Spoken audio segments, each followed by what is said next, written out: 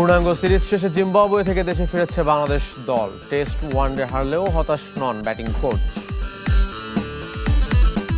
Last 7 মাস ধরে যে তারা এত ভালো ক্রিকেট খেলছে, সেই জায়গায় 1-2 ম্যাচ হারার পরে মরালি তো ডাউন হওয়ার কোনো কিছু নাই। আবারও মুখোমুখি স্পেন আর্জেন্টিনায় স্থগিত হওয়া ফিনালিজিমা হতে পারে এবছরেই।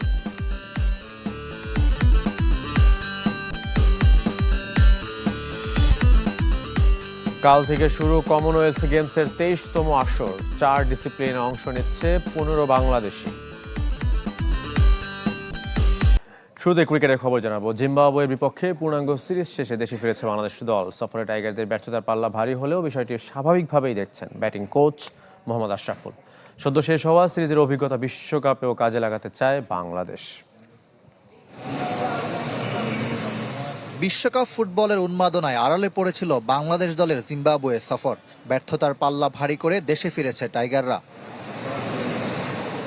একমাত্র টেস্টে ইনিংস হারের পর অতি গুরুত্বপূর্ণ ওয়ানডে সিরিজও করেছে হাতছাড়া।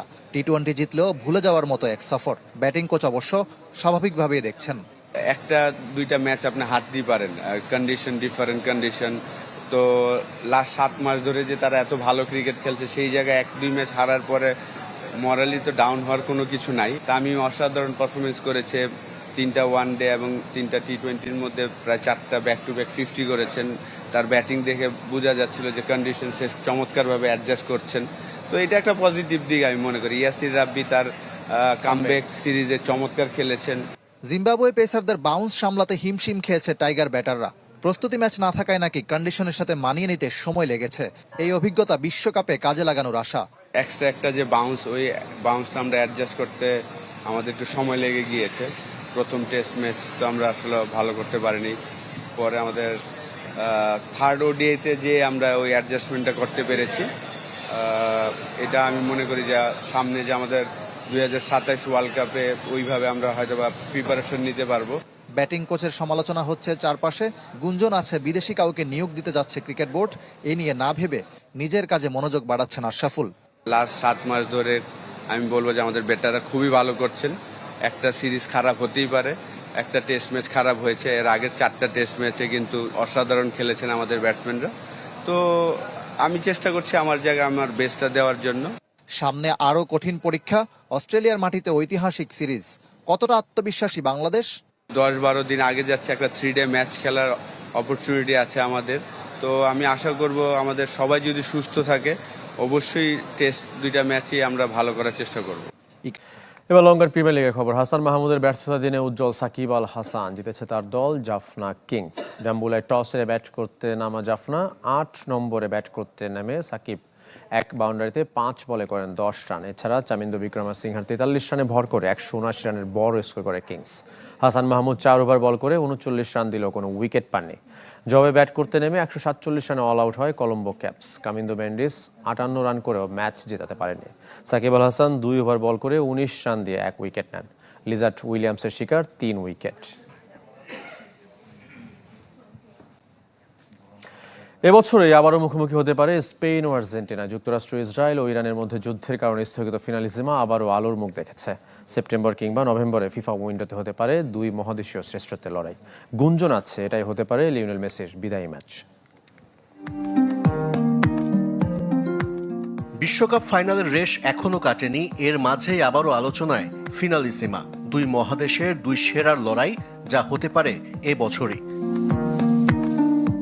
ইউরো চ্যাম্পিয়ন স্পেন ও কোপা আমেরিকা চ্যাম্পিয়ন আর্জেন্টিনার মধ্যে এই বিশেষ ম্যাচ হবার কথা ছিল মার্চে কাতারে।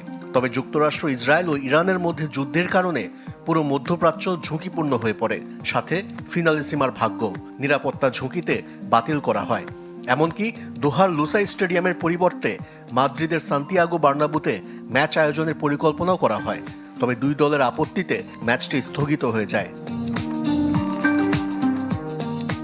তবে সম্প্রতি আবারও আলোচনা এসেছে 2 মহাদেশীয় শ্রেষ্ঠত্বের লড়াই। কনমেবল ও উয়েফা সভাপতির মধ্যে এ নিয়ে আলোচনাও শুরু হয়েছে। এখানে বড় ভূমিকা রাখছে কাতার সরকার।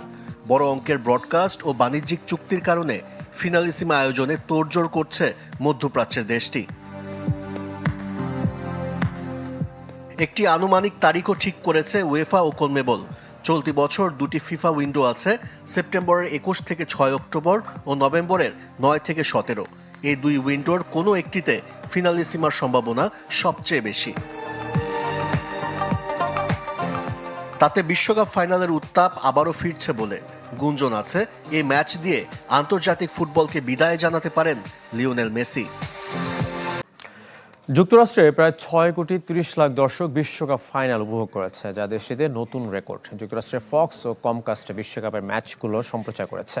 তার মধ্যে ফাইনাল ম্যাচে ফক্সে দেখেছে 3,90,00,000 দর্শক, আর কমকাস্টে 2,39,00,000-এরও বেশি, যা কাতার বিশ্বকাপ ফাইনাল থেকে 2.25 কোটিরও বেশি। এছাড়া ইংল্যান্ড ও মেক্সিকোর শেষ 16 ম্যাচ দেখেছে 4.5 কোটি দর্শক। এর আগে মেজর লিগ বেসবলে লস অ্যাঞ্জেলেস ডজার্স ও টরন্টো ব্লু জেসের মধ্যে ম্যাচটি দেখেছিল 2,70,00,000 দর্শক।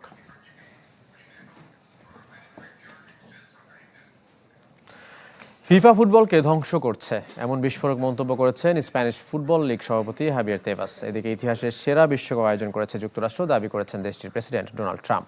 আয় হয়েছে প্রায় $10 বিলিয়ন। বেড়েছে বিশ্বকাপের পরিধি।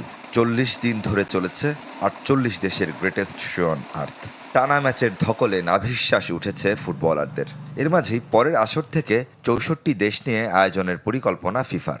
ইতোমধ্যেই জানিয়েছেন সভাপতি জিয়ান্নি ইনফান্তিনো। তাতে করে আরও চাপ বাড়বে ফুটবলারদের। এমন খবরে বিরক্ত, ক্ষুব্ধ স্প্যানিশ ফুটবল লিগ সভাপতি। ফুটবলারদের ফিটনেস নিয়ে শঙ্কিত হাভিয়ার তেবাস। ফিফা ফুটবলকে ধ্বংস করছে। এই শিল্পটা শুধুই বিশ্বকাপ কেন্দ্রিক নয়, ঘরোয়া লিগগুলো ফুটবলকে বাঁচিয়ে রাখে। 64 দেশের বিশ্বকাপ হলে আমাদের সূচি এবং ফুটবলারদের ফিটনেস হুমকির মুখে পড়বে। তারা বুঝতে পারছে না তাদের এসব দায়িত্বজ্ঞানহীন সিদ্ধান্ত ফুটবলের ক্ষতি করছে। এদিকে সফলভাবে বিশ্বকাপ আয়োজনে সন্তুষ্ট ডোনাল্ড ট্রাম্প। তৃতীয়বারের মতো গ্রেটেস্ট শো অন আর্থের স্বাগতিক হওয়ার আগ্রহ প্রকাশ করেছেন মার্কিন প্রেসিডেন্ট। এটা ইতিহাসের সেরা বিশ্বকাপ ছিল। এই সময়টাতে কোনো ধরনের অপরাধ হয়নি, এমনকি কোনো আন্দোলনও না। দর্শনার্থী যারা এসেছেন তারা এতটাই খুশি ছিলেন যে বাড়ি ফিরতে চাননি। এই চমৎকার আয়োজনের সাথে যারা জড়িত ছিলেন সকলকে অভিনন্দন জানাই। আমরা ফের বিশ্বকাপ আয়োজন করতে চাই। And I just want to congratulate everybody, the job that we did and all of us. বিশ্বকাপ শুরুর আগে ফেডারেল ব্যুরো অফ ইনভেস্টিগেশন বিশেষ অভিযান চালিয়ে দেশ জুড়ে 130 মাফিয়াকে গ্রেফতার করায় এর সুফল পেয়েছে যুক্তরাষ্ট্র। তাই ছোটখাটো বিচ্ছিন্ন দু একটা ঘটনা বাদ দিলে শান্তিপূর্ণ ও অনেকটা নির্বিঘ্নে কেটেছে এবারের আসর। একই সঙ্গে অর্থনৈতিকভাবে বেশ লাভবান হয়েছে যুক্তরাষ্ট্র। বিশ্বকাপ আয়োজনে প্রায় $10 বিলিয়ন আয় করেছে দেশটি, টাকায় যার পরিমাণ 1200 বিলিয়নের বেশি।